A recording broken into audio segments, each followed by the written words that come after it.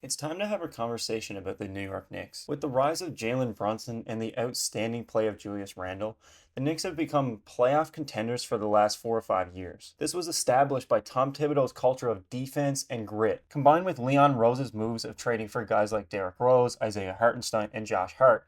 They've really built a solid foundation of role players. But after a few seasons of getting bounced out in the first and second rounds, the New York Knicks have decided to go all in. This offseason, they mortgaged their future for Mikal Bridges, trading 5 first-round picks. And then later that offseason, trading the guy that got it all started for him, when they traded Dante DiVincenzo, who was a key role player, and Julius Randle in exchange for Cat. And now that they've mortgaged their whole future and gone all in, they've signaled to the league that this is their time to win a championship. But now that the season has started, it's time to assess if they're really on that path. But before I continue, if you guys could hit the subscribe button, it does wonders in helping the channel grow. The New York Knicks have signaled to the league that they are here to stay. With the rise of Jalen Brunson and the outstanding play of Julius Randle in recent years, the Knicks have been brought back to relevancy. After trading RJ Barrett and Emmanuel quickly for OG Anunoby, the Knicks went on a really hot run in January that really put the league on notice. This was until OG Anunoby went down and Julius Randle went down, and then the Knicks came a little bit back down to reality. But with this happening, Jalen Brunson became a superstar.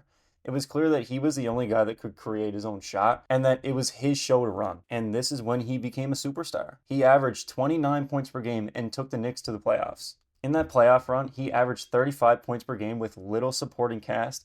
Yes, Dante DiVincenzo was good. Yes, OG Anunoby was good. But it was Jalen Brunson averaging roughly 40 points versus the 76ers to beat Joel Embiid. This is where Jalen Brunson showed that he's a top 15, top 10 player in the league. Injuries then kind of derailed them versus the Pacers as OG went down, Josh Hart went down, and Brunson himself ended up going down. And they ended up losing to the Pacers in 7. But one thing was clear. Jalen Brunson has the talent to take this team to the promised land. So with that in mind, Leon Rose decided to go get his Villanova friend, Mikal Bridges, trading 5 first-round picks for him. While yes, this was a lot up front, it was more than just the trade for Mikal Bridges. It was the trade to combine the Nova boys and make Jalen Brunson happy. The Knicks now had a really solid starting five of Julius Randle, OG Anunoby, Mikal Bridges, Jalen Brunson, and Isaiah Hartenstein. Isaiah Hartenstein ended up leaving for OKC in the offseason, but they still had a really good team on paper. With the contract extension of Julius looming, it was very interesting to see how the New York Knicks were going to navigate this newfound level that Jalen Brunson had found. This is when they decided to double down, trading Julius Randle and Dante DiVincenzo to the Timberwolves for Karl Anthony Towns, a new 5-out offense that Jalen Brunson had never played with before. While yes, it was clear that their defense was going to take a hit, the offensive firepower that Cat provided was too much to pass up. Fast forward to today, and well, their offense looks just as good as advertised, with Jalen Brunson and Cat putting up about 25 points per game. Well, yes, the offensive output looks insane right now. There's still a lot of concerns about this team going forward. Mikal Bridges just hasn't been worth the 5 first-round picks that the Knicks gave up, and there's games that he'll go for 30, and then games that he'll go for 4. And the defensive duo that OG and Mikal were supposed to be just hasn't been there. They're a middle-of-the-pack defensive team at best, and with Brunson and Cat guarding the pick and roll, they're just not that good. This is combined with the streaky shooting that Mikal provides. He, for some reason, decided to change his jump shot mid-season, and it just hasn't looked that good. On top of that, at the time of this recording, the Knicks are 0-6. 0-6 against the Cavs, the Thunder, and the Celtics.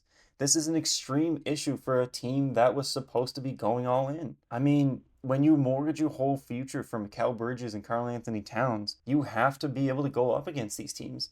And these teams are targeting Jalen Brunson and Cat in the pick and roll and exploiting it every single time. The Knicks offense just isn't good enough to make up for the lack of defense. This is also combined with their lack of depth and the ridiculous amount of minutes that Tom Thibodeau plays them. This season, the Knicks ranked dead last in bench points. This is an extreme issue against the top teams in the Celtics, the Cavs, and the Thunder, who have solid benches. Players such as Peyton Pritchard, DeAndre Hunter, Isaiah Joe, Alex Caruso, Isaiah Hartenstein.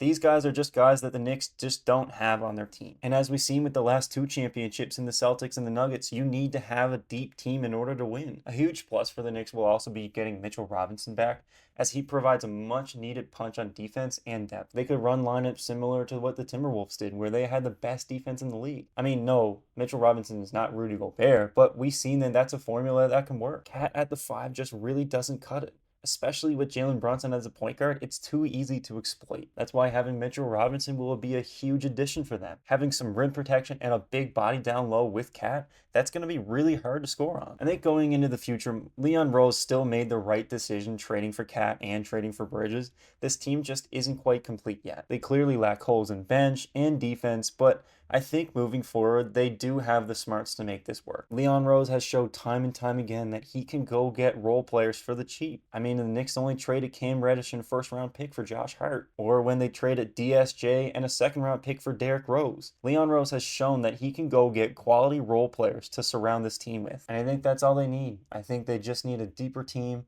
and a little bit of a better defense, and they are well equipped to go up against Boston, OKC, and Cleveland. But that's going to wrap it up for this video. If you enjoyed and you want to see more weekly NBA content, hit that subscribe button and hit the notification bell.